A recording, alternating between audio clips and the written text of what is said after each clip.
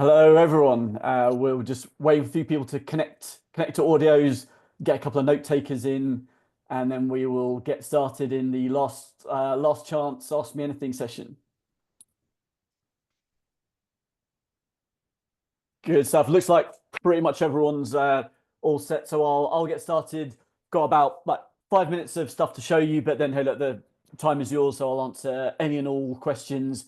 And I always say this, but like I'll answer the questions directly as you answer it. So either put the when it comes to it, either put the virtual Zoom hand up. It's in the toolbar beneath you with a raise the hand, or just put questions in the chat, and we'll work through them all. That sounds like a plan. I'll just give a bit of an overview, and then we can get into your questions. So, but who's Antler? We're the world's most active early stage investor.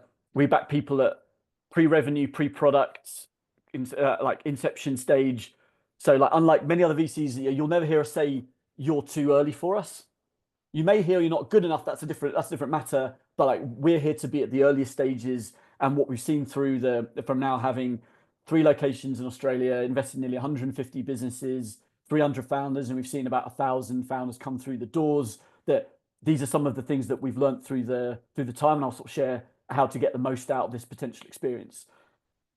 And there is a global business. I think the most important bit here for you, apart from there's some nice stats here and everything, but I think what's more important for founders based in Australia is building a global business, but from an Australian location means that getting outside of Australia more often than not quicker is a determinant of success. And we've seen that come to life in a lot of the larger seed series A rounds businesses we've been involved in.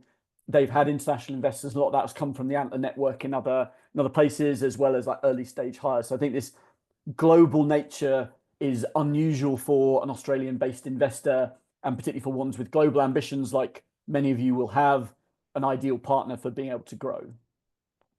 Then the people you'd spend time with in Australia, like again, like against the stereotype of VC, we are not career investors. We're actual career founders, entrepreneurs, early stage operators. So there's exited founders working for like people who've been early stage and seen the difficult things of rocket ships. People who've had a bunch of failures along the way as well. And it's not just the leadership team that we have, but we also work with venture partners who often end up being coaches in their residency. And amongst that, you've got people who run VC firms. You've got people who are sort of CTOs in their field, people who've had 9-figure exits in their business. So that means we know what it's like to go from 0 to 1, and we're here to be a partner along that journey, not just during the residency, but for the next 5-10 years and how that may transpire. Then this is the bit where probably my favorite one, where you get to talk about the actual founders, and you can see the results of what happens from the scouting process that you guys are either partway through or seen or considering.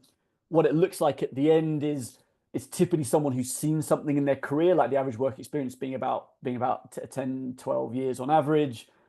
There's a likely that more than half of you will have started something before, whether a consultancy, a co-founder, or or something else.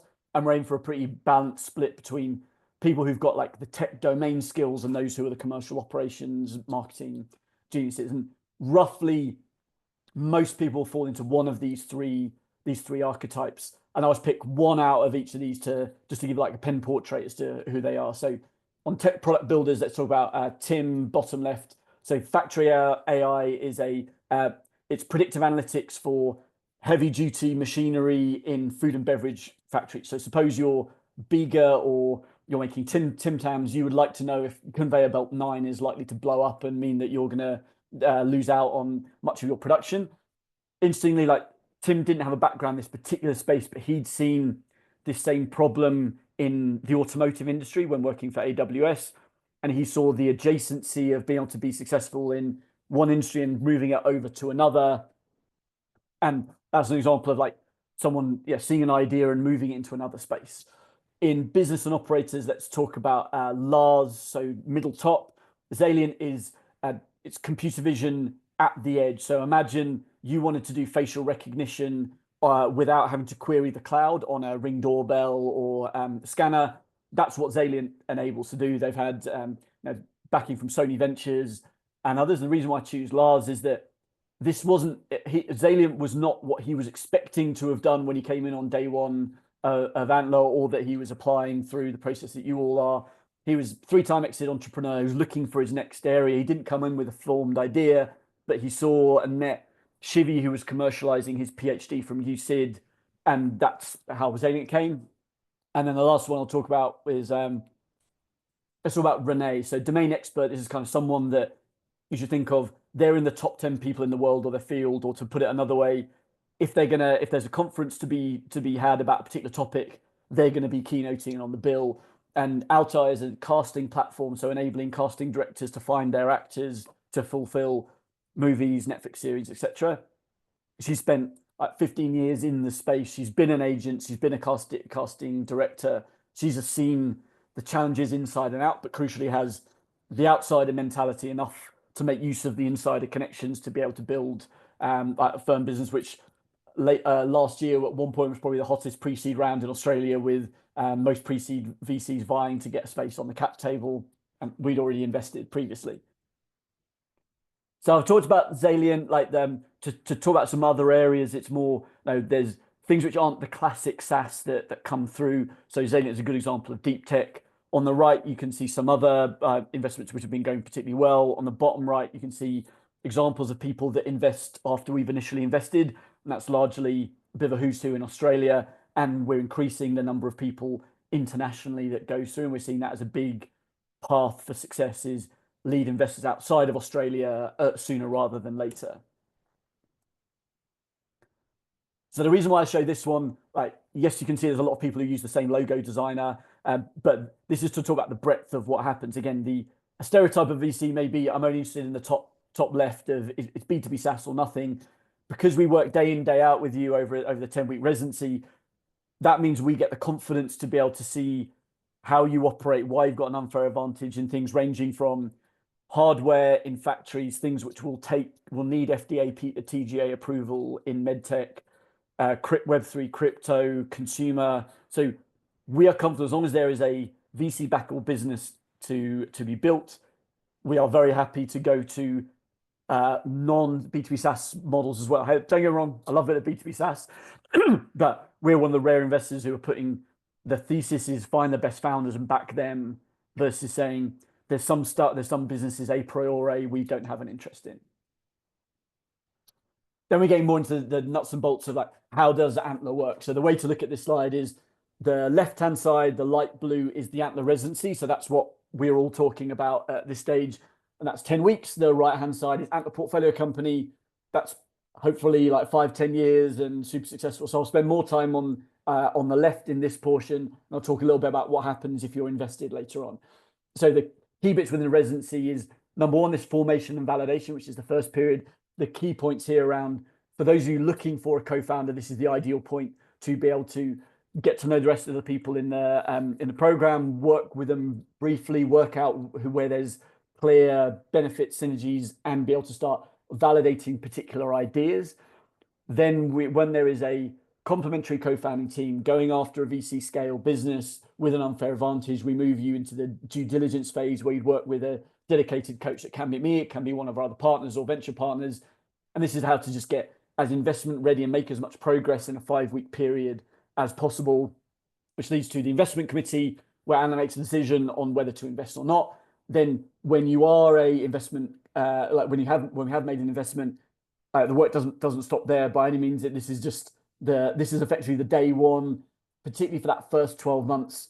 We play a heavy role, particularly in fundraising strategy and connections to investors, because we know, I'll come on to this in a second, that raising money, it's not the be all and end all, but being able to get additional capital into your business in that first 12 months is the biggest determinant of success or failure that we've seen over the 1,500 investments we've made globally. And importantly, we continue to follow on. So it's not one check and done. We back all the way through up to including Series C.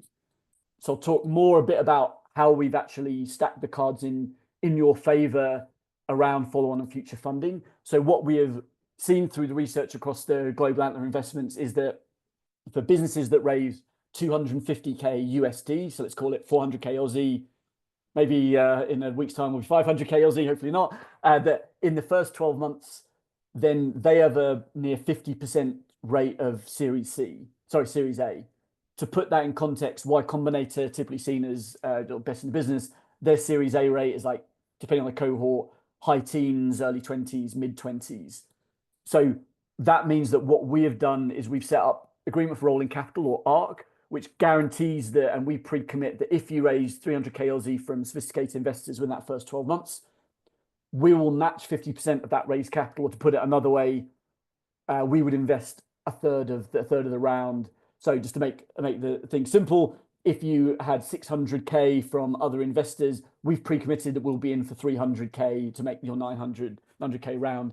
This is just, we've seen this make a big difference in the last 12 months since we've launched it, as to the pace and size of rounds that get done. And this is, again, not the be all and end all. You've got to build a business that people want to buy and have happy customers. But at the early stages, this is the best normalized indication of future success. And then where we, at the local Australia fund, we invest up to including Series C. There's a global follow-on fund that goes from Series A to C, and they pick the winners out of the individual Antler locations. They're about a 300 mil USD fund. They write checks of up to 10 million US. I think interestingly, it's not just the investment here, the introductions that this group make to other Series A investors, who are often the lead investors, has been invaluable to the growth of some of our businesses. So it's not just that they are investing as well. They're also being a connector to leads and other people in the particular space. So that's like a whistle-stop tour of, in less than 10 minutes, of what could well be a 10-year journey.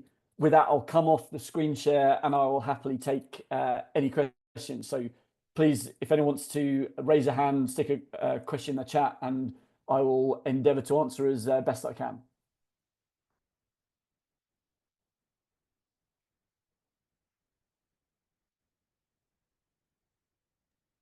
All right, I'll go first. This is Vishy here. Hi, Vishy. Most of us, pardon, I'm in a bad network area, so I have to switch off my video feed. Most of us, or at least I would say, my point of view is that I come as a tech-heavy person, as in hardcore techie, and I am looking at Antler to provide me with the co-founder. While I may not have the idea with me right now, I have a lot of ideas, but we never know which of them will end up becoming the idea that gets funded or chosen. Is the residency gonna allow us to debate all the ideas, or just like 4 or 5 of them? And in the matching process, are we allowed to, what happens if I get matched to 6 people? What happens then? As in, do I have the option of being a fractional CTO, if I may call it? Are these options available? And the last question, or the last part is, most of us would be looking at, I've been a co-founder earlier, and the one mistake I did was I did not start my payroll as soon as possible. So how is that, what sort of guidance or pointers you have for people who come with that point of view? So I didn't catch the last bit of the question. The last bit of the question is, I've co-founded a company earlier, and I did not take payroll from the company. As in, I just kept on investing my time and effort. That hurt us in the long run. So what is the guidance on those lines from you guys? Cool. All right, good stuff. There's plenty in that. So to take the 3 areas, 1 around like ideas, how does this come about? 2 around like matching optionality, and 3 of getting paid. I maybe speak directly on all these ones. So on the ideas piece, I would say I'd put the people who are either applying or already like signed up in the cohort in like 3 categories. There's a problem space they're going after, which is like, come hell or high water, this is what they want to go in. And think of these people as often PhDs or someone who's seen something very specific in there. There's people in category 2, which are, here are the things which I would like to explore. Maybe they've got, back of envelope or like a bit of a basic MVP sketch of something. And then there's group 3, which is, here's the areas I'm interested in, but the thing hasn't hit me there. And so we get a good mix of those groups. So it sounds like, Vishy, you're probably somewhere in 2 and or 3. And we actually get we get matches kind of across those different categories. But what I would sort of like, I guess both counsel you to consider is that this whole like whose idea it is largely a bit of a, it's very time limited. And if I think of some of the more successful businesses that we've had, that it's the combination of you and someone else that augments potentially an original view of a problem space or something else. So if I talk about Tim, who I mentioned of Factory AI, the predictive analytics of factory machinery, like his co-founder, who's actually like the CEO of the business now, he'd although at this stage he would have thought, man, like doing factory machinery, you crazy, that he'd actually sold to these kind of like F&B managers previously, and that the combination of that experience in the industry from a sales perspective alongside bringing over the technology from an automotive perspective, that's an example of where, like, although let's say on paper the idea is Tim's, the actual combination and the process is really like a joint effort.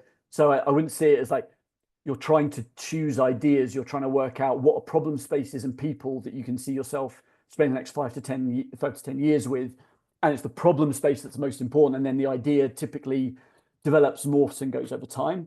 On that, the matching bit of it, I would say, there's an analogy between Antler and dating, which kind of gets you 80% of the way. I will take 80% of this and I'll leave the rest of it. To take an analogy, we are not an interfering family member who is suggesting, hey, Vishy, these are the 3 people you need to speak to and only these 3 people. We actually believe that our best role is to provide the setup, provide the infrastructure, provide the people, and then get out of the way for a little while and then help to refine and help things go through. So I would see it that you should have, like in the first week, it's designed to mean that you have the opportunity to work alongside, even if it's only for like a couple of hours in a design sprint, pretty much everyone else in the cohort. So you get a flavor of not just, hey, this guy James seems all right when I'm talking to him on Zoom or over a coffee, but when push comes to shove, actually I'm not sure the way in which he operates is for me. And to your answer of like, I guess to put it in the data terms, this is I expect you to date the field initially, but then you will get to a stage where you have to be monogamous, and you're all in one particular area, and that's the moving into the due diligence phase. So there is not that you would be fractional in a bunch of areas. You would have to pick a horse and go towards it. And then last one around payroll. Certainly, we believe that founders should take payroll. What I would suggest for anyone about to embark on a founding journey, you should have the discussion with anyone that's important in your life about what this means, both financially, like irregular work hours, all that other stuff. And if I give you all a flavor of what is likely in the first 12 months, the average salary for people post Antler is, and again, like set by them, like not mandated by us, but the average is somewhere between 5 to 8K excluding super monthly. So in a scenario where you feel like you need more than 100K in the next 12 months to run your life, that will be challenging in an early stage business. Obviously, as things get more successful, pay goes up. But I guess, we believe that people should be paid, but that it is not going to be probably what you all could command on the open market. Does that help, Vishy, for the range of questions you had? Yes, brilliant. Thanks a lot. Good stuff. Thanks, man. In the chat, Guios won't be able to join residency in February. Wait until the next few weeks before the next residency and then apply. So, I mean, I would suggest to apply now, and then we can get you the info as to whether we're interested or not, and then we can set up like a defer until August. But we're going to be closing applications at the end of tomorrow. So then it's more your call, Gui. If you're able to get yourself set, and it's not a complicated application flow, I recommend doing it. But we will be opening up again in sort of mid-April, back end of April, and we run twice a year. The next one after this will start, I think it's August 12th or whatever the Monday around that point is, but early mid-August. Cool. Thank you. Any other questions? Can I ask one? Yeah, of course. I've been working in tech building products for about 20 years for people. Always startups, never had equity because I didn't know a lot about it. Not from big companies like you showed on the slides. Is there and I'm seeing posts on LinkedIn from lawyers and people who have had successful exits of millions and all that kind of thing. Is there a lot of success for people from smaller backgrounds like myself in this residency? I would counsel you to focus away from like the size of business. It's more of like what you've seen. So in some ways, that someone who's worked at Amazon often is actually, and no disrespect to anyone who's an Amazonian on the call, that's often a bit of a orange flag at the starting point, because you know you've got used to being the top dog, maybe huge teams or the rest of it. So what we're looking for in anything, whether it's from small business that is not well known to others, is like, what is the spike that you developed? So kind of going to that, what might be the thing which you're in the top 0.1% in the world at doing? And then secondly, what is it around founder DNA? And those are the categories in that, things like creative problem solving, grit, resilience, leadership, charisma. Those are the things that we're looking to test for through the period. So the background is like less important is difficult, but my advice to you would be to, for things which are less obvious, it's draw the distinctions as to what is either the unifying theme or what has this enabled you to see up front that no one else has been able to see. So I sort of always take these things, and rather than thinking of it as a bug, think of it as a feature, and to move forward in that sense. And trying to think of like, I mean, you know, if I take the example of Renee, who I spoke about earlier, you know, she's a domain expert, but unless you are in the industry, you would not have heard of the places that she'd worked. She set up her own businesses and others. So don't get seduced by the headline pieces. I think we look to do things on individual merits. All right, thank you. Good stuff. Thanks, Luke. James, if we were to go down the residency pathway, do you maintain the option to invest in the company at the 12% stake, regardless if we were able to raise at different valuations at that point in time? Correct. Cool. Awesome. Thank you.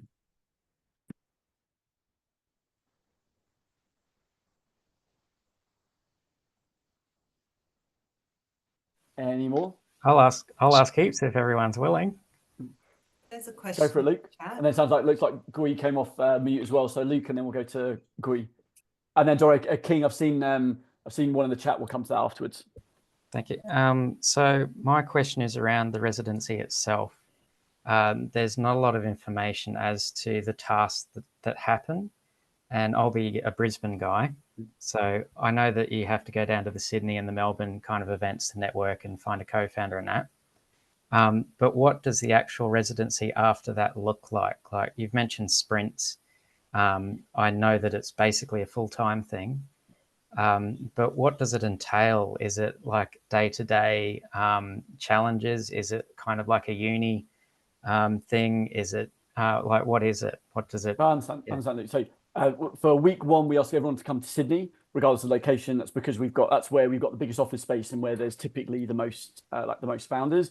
The reason for that is we found over running, this will be the 13th one, that getting everyone together in the same place to begin with just maximizes the chances of generating co-founder. It takes away the kind of the needless distinction between I've met you over Zoom versus I'm sitting next to someone. So that's the purpose of the reason why for week one. What happens in week one, this is the one where it's like the most scheduled, and this is where we run a bunch of like masterclasses around like what it means to get VC investment, how best to maximize your chances of doing it. But the majority of the time is actually in these like design sprints where you get a chance to work alongside others, and it's on topics where we look to choose things which are inclusive, that everyone can have a view on, but it's less about that we are setting things that we expect to invest in. It's more of an opportunity for you all to stress test bits of thinking and work out who you might want to work with and then we don't ask you then after that, you would, from week 2 onwards, you would be in whichever location you are from. So it's only week 1 in Sydney. Everything else would be wherever you choose. But then there's rest of those pieces. Like the scheduled content goes down to like 1-2 hours a week, and these are on specific areas, let's say financial modeling, legals, go to market, etc. We personally don't set tasks. We're more providing the space for you all to explore co-founders, problem spaces, ideas. So it's deliberately unstructured in that sense. Does that help? That helps tremendously, because it came across as like a solid TAFE course kind of thing. So no, certainly not. Okay, thank you. Cool. Then we'll go to Gui, and then we'll do King's answer, King's question on the chat. Yeah, sure, James. So if I apply with my own idea, it doesn't stop me to be matched with someone else with their own idea, right? I mean, Correct. that's not, yeah. And if I apply and Enter doesn't like my idea, can I still be considered to join the residency without an idea, or Yes. doesn't? Yeah, okay. Yeah, we're more interested in you rather than the idea. Yeah, sure. Yeah, cool. I guess Thank you. leading from that, sorry, my camera's not working. I don't know what, but if you say don't like the idea, and maybe this goes into King's question on the chat, would you guide us into, so like you obviously recruit for the type of person, the character, and you know, looking at those entrepreneurial characteristics. If we have an idea and you sort of don't think that will fly, or just go, look, we don't, you know, think that that is going to be something sustainable, would you guide us and say, look, perhaps look at being a co-founder for another type of idea, or that sort of thing? Yeah, so I take that, and alongside, you know, the preferred areas of Yeah, yeah. We're not trying to generate businesses in particular areas. Yeah. We're trying to generate like opportunities where there are co-founders who have a genuine unfair advantage in the space that they're going after. So that means like, so these are, I'll give an example from the last cohort. So someone applied with a financial well-being idea around, you know, like if you can connect all your bits of information and you can have some like gamified way to include community and some other stuff, like you can better manage your finances. I hope no one is considering this one, but unfortunately this is one of the most commoditized ideas out there. I see this one at least 10 times a year just in Australia.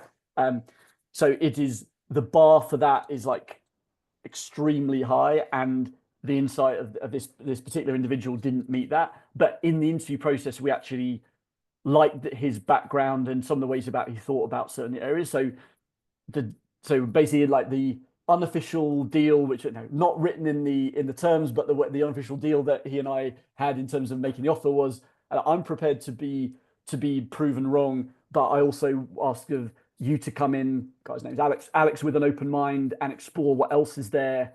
Yeah. And that we work through that. And fast forward, he's working on a B2C hardware device with robotics involved, which is about, and no shit, Sherlock, this is where he'd spent a large amount of his career and actually was extremely skilled in this particular area. So like that's an example of how someone at the stage where you all are at, like if you'd spoken to Alex then, he would have been extremely surprised by that end outcome. And it was through, it's like validation of particular areas matched with what we've seen in other pieces and helping people to find where does their unfair advantage lie, that led him to that. It wasn't that we saw an opportunity in B2C hardware with a bit of robotics that we pushed him towards. It was more get into areas that you have a really distinct point of view where you have potential to be one of like the top 10 people in the world in.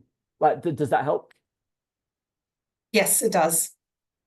I mean, I guess that's the whole point of, you know, looking for guidance and support around, we have an idea or may not have an idea, but, you know, how can we get the support and just the expertise as well to test that idea and whether it's worth investing in and pursuing, because this is basically our careers as well, right? Like this is an area that we want to, build our professional development on. Thanks. All good. King, did that help? Did that help your question as well? If not, just please ask again and clarify. We can't hear you, King. I'm sorry. Maybe it's the audio or the microphone. Yeah, sorry, man, can't hear you. Maybe the chat is your best route at the moment.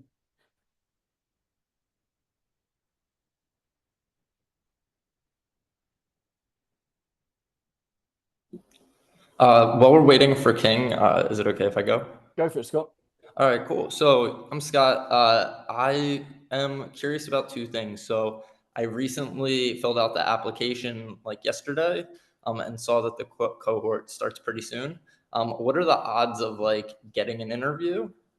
That's like the first question. And the second is, what's like recommendations you have to prepare for that interview? So like there, well, it's that likelihood of getting to the interview is really dependent on the quality. But if I take it in the longer bit that we typically get about 2,000 to 3,000 applications during each particular scouting cycle. We make out of each cohort. We don't have a quota, so there's no floor or ceiling, but on average it's kind of 7 to 11 investments. So just to make my math simple, on a lunchtime, it's like if there's 2,000 applications, we invest in 10 businesses. Let's assume 2 co-founders per team, 20 founders. Is basically like a 1%. Like we're to put it another way, we're pretty much more selective than like an Ivy League school in that sense. But in terms of the question that you had, well, the other piece of the question of like pace to do things, if you've applied, it is entirely conceivable that you and I can be doing a final interview on Thursday or Friday morning. We have an offer done by the weekend, so we're here to move fast too. And that for anyone who applies before the end of tomorrow, we guarantee that an outcome will come for the February 3rd one. So that's no challenge. On like the tips, I think Ronnie's just has posted something as like an actual guide was written by one of our team around it. I think ultimately, about my advice of the more just informal bits is you are less likely to have, particularly if you're coming in with a particular concept, you're less likely to have like drilled in stuff around, you're not going to be pitching a slide deck or anything like that. It's more of, we're interested about you, background, insight. So it's going to be much more around trying to dig out those pieces around like Spike and founder DNA for you, much more so than getting like fully into the nuts and bolts of, the go-to-market for the particular area. So I would prepare for it in like what is ultimately what we're trying to answer is, do we see ourselves investing in this person in 10 weeks? And then the more important question, but the one which is harder to answer, is, do we think this person's got what it takes to build a generational business? Awesome. Does that help, Scott? That's very helpful. Yeah. Have I got sound yet, James? Oh yeah. Oh, we are back. Let's do it. Thank you. Well, I've typed it in anyway, but really what I was saying is, would you, as Antler, give some direction in terms of using some of the lingo I picked up? My solution has human in the loop, for example, as part of the solution. Would you say, no, sorry, King, that's yesterday's bloody trend. You need to go on to fully automated, blah, blah, blah. I mean, this is all in the nuance. So I think it also depends on both on type of industry, sort of size or quantum of decision that comes from what gets sent back to whoever the customer is, and also like stage of development. So I think like an example of there's a business called Flowing Bee. They enable businesses to do like market research at scale, but utilizing that to be able to inform copy and like marketing, sort of ideal customers, etc. It's they have for their first customers, there is still a human in the loop piece of it, because the importance of what they're suggesting around the difference between, you care about 18 to 24 demographic in this state with this socioeconomic background versus it being 25 to 29 with this, like it's a material outcome that they're suggesting, and that the expectation of getting these kind of answers is not 2 seconds and comes back. So that those are some of the, I guess, the goal and what they're building towards is fully automated, but that it is not appropriate for both the industry, the kind of the quantum and fidelity you need for the decision, and what is expected to be there right now. Mm-hmm. I mean, I realize this is where unfortunately, I was trying to avoid just the crap "it depends" answer, because that's not helpful for anyone. But it generally does depend. It does. Okay, thank you. Cool. Any others?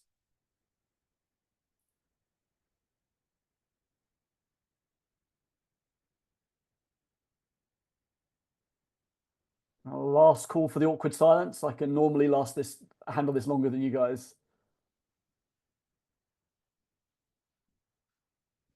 If not, well, appreciate your time. If there's any questions, you can find us on LinkedIn. I look forward to seeing applications and a bunch of your faces on some interviews coming up soon. Thank you, everyone. Thanks, everyone. Appreciate it. Bye. Have a good afternoon. Great. Thanks. Thank you. Bye. Bye.